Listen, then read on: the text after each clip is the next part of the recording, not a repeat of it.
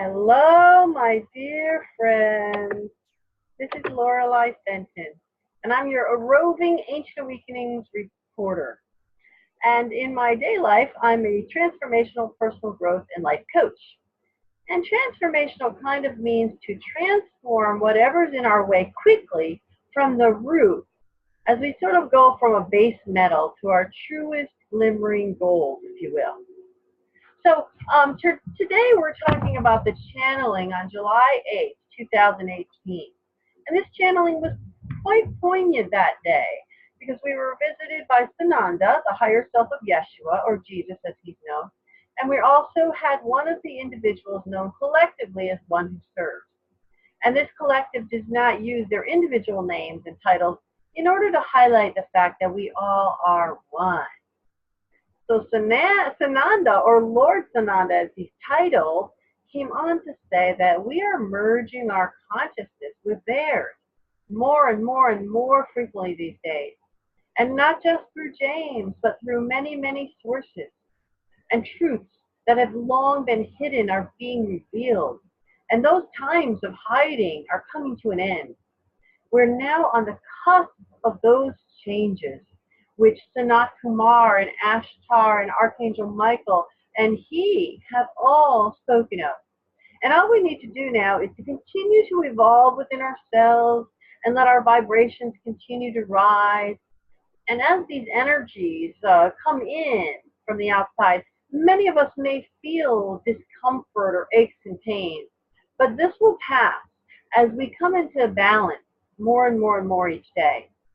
And as we take these energies into the physical and the astral and the etheric and mental and cosmal bodies, we're literally changing from a carbon-based to a crystalline-based body. Wow. And this happens first at the higher levels within, and then it happens at a physical level. And we all, by the way, are destined to move through this to our own personal ascension. Woo!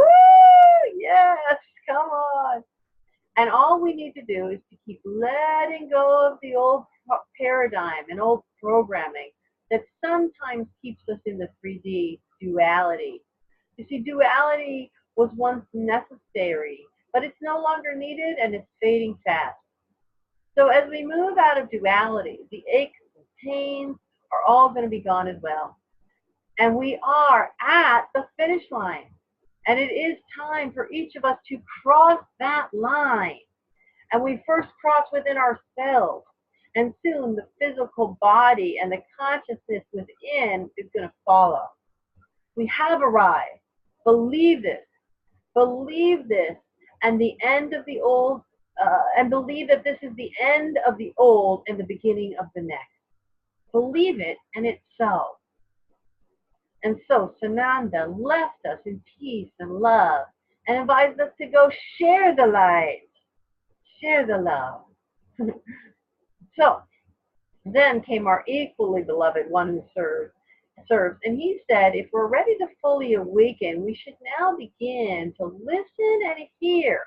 Listen to this and to the various channelers and to the whistleblowers and the intel sources that are coming forth with the truth.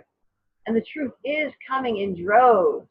And whereas we were complaining that it was coming too slow, pretty soon we're not going to be able to keep up with all the information coming out.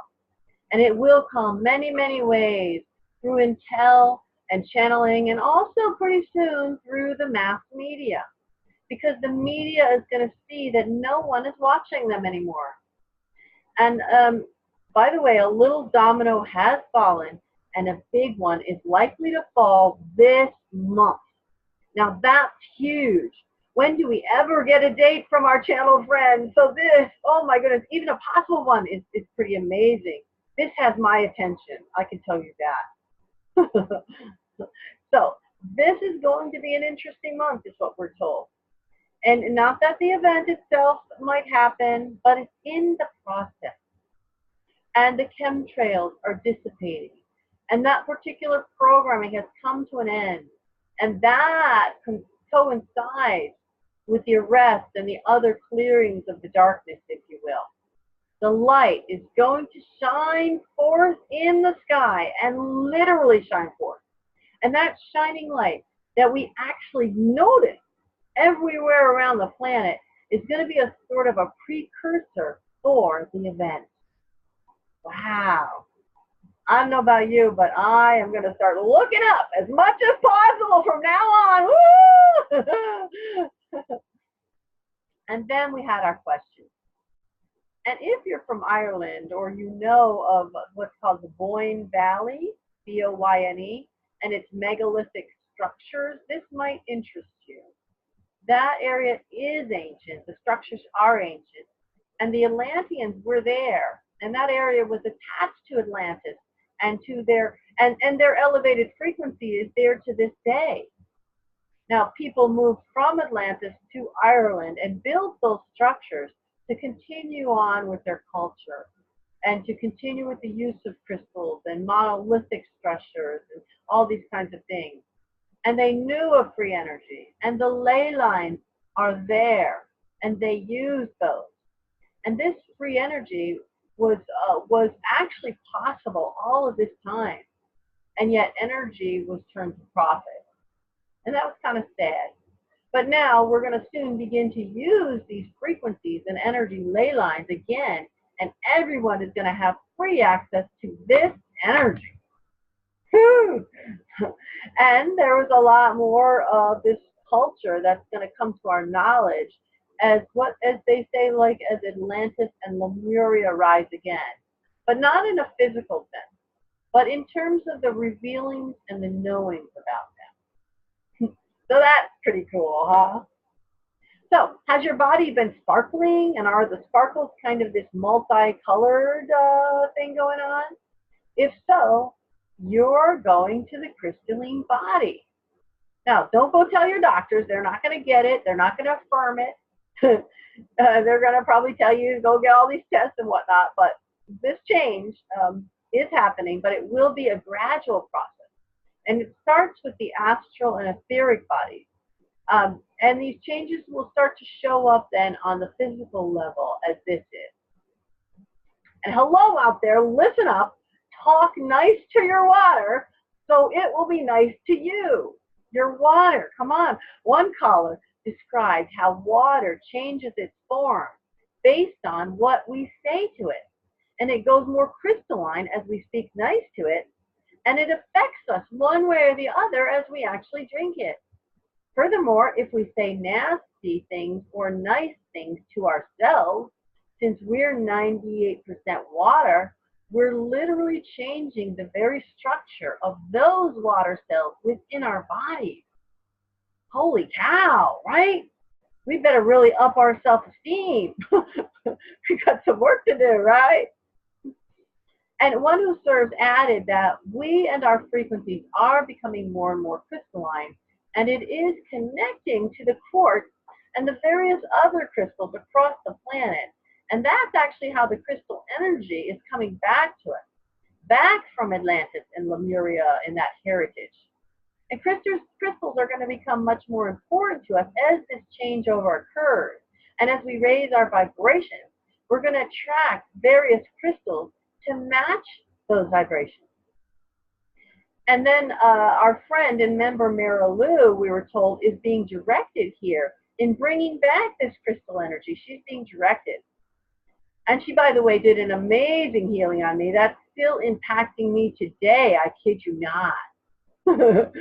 So, and at this point, by the way, I'll also tell you my personal secret. I have a sort of a teddy bear crystal myself. And I don't want to go to sleep these days without clutching that little crystal kind of cuddled in my hand. And to me, this crystal definitely has a life, and it gives me its love. So kind of keep that secret under your hat with the regular folks out there. You may not be ready for that. So what about this instant manifestation stuff? You know, like some of us have experienced in our dreams. When is that going to happen here in this 3D reality? Well, too bad, too sad. It's not going to happen in 3D. However, as we raise our vibrations to 4D and 5D, then it will start to happen. And that's when we can manifest quickly because of those higher vibrations. And I'll also remind you all that we've been told to be very careful of 4D, because thoughts will come true even instantaneously. So we have to be sure we have only great thoughts in our head. That's important, right? So, if you're seeing amazingly sort of vibrantly colored skies, by the way, in colors you never imagined, that is because the energies are shifting and more and more and more is being revealed to us in this way of the other dimension. And that's all one who serves could actually say on that issue right now. Now, here's a good question. Are we continuing now our past lives, such as those in Lemuria, that were perhaps unfinished, so to speak? And we were told by one who serves that we're not continuing them, but we are bringing back that sort of heritage. And we're connecting with those Lemurian and Atlantean sort of understandings, as well as understandings from other planets and systems and all of that. So that's pretty cool. So, have you heard of the Cobra Tachyon healing chambers? One caller wanted to know if that is the highest healing available to us. And we're told that yes, in a way, because the other healing technology has been kept from us and is not actually available to us yet. And the answer is also no, in a way, because those chambers are not even close to the highest healing technology that's out there and possible. Wow. And of course, one who serves cannot say when those particular technologies will become available, except for the answer of soon. So how about this one? Was Harvey Weinstein that very first time domino? And the answer to that is no, but he was kind of part of the process. And there are many, many more, big and small, and all of these are going to seem to fall at some point. They're going to seem to fall at once, leading directly to the event. Wow, that is great news. So we can keep our eyes open for those dominoes as they start to go, with an anticipation of the event to follow. Woo! So here's, by the way, another good question. Is it against the prime directive to pull energy, as some of us know how to do, to like pull the energy of love and joy and fun and play and things like that through people? And is it truly better to pull this kind of energy than to send it to people, as in sending the violet flame, for instance? And one who serves basically said it doesn't matter if we pull it or pull it, as long as we get it to them in some way. Now, if we send that energy with a direct result in mind, this can be interfering with the prime direction. But if we send it just to send it, understanding that it may be accepted or used or it may not, and that's okay either way, then that particular way of doing it is fine. And it should be done. And the only exception on this, by the way, this kind of rule, is if we actually have the other person's permission to send it for a purpose, such as healing. Then, of course, it's okay to do that. Now, one of our callers was strongly guided to once again use a plant medicine that he had used before in his particular kind of healing work that he used to do. And he used it, and when he used it, I should say, he had a transmission come into him from one who serves. And he wanted to know if he should take up that plant again and begin to use it more regularly. And he was told that this is a personal choice and there are no shoulds. But in this case, the plant was used to assist him to receive that particular transmission, because he had not been trained, per se, in channeling, as, for instance, James was. And the plant helped him to get out of himself, which is very necessary for a person to receive channeling. And he was also told that this communication did not go through a separate healer, because he actually had to experience the channeling himself. And in the future, there will be less and less need for this, because everyone will be in connection with his or her higher self. So that's a wonderful thing we can look forward to. And hey, here's another good one. As we raise our vibration and connect with those crystals that One Who Serves has spoken about, it will get easier and easier to live in unconditional love and joy and forgiveness and gratitude and all of that stuff. This is going to raise the level of frequency. It's going to raise the love frequency and dissipate the fear frequency. How cool is that? So then, what does it mean when we are asked to be or told we are a keeper of the flame, and specifically of the orange flame? This is what one of our callers asked.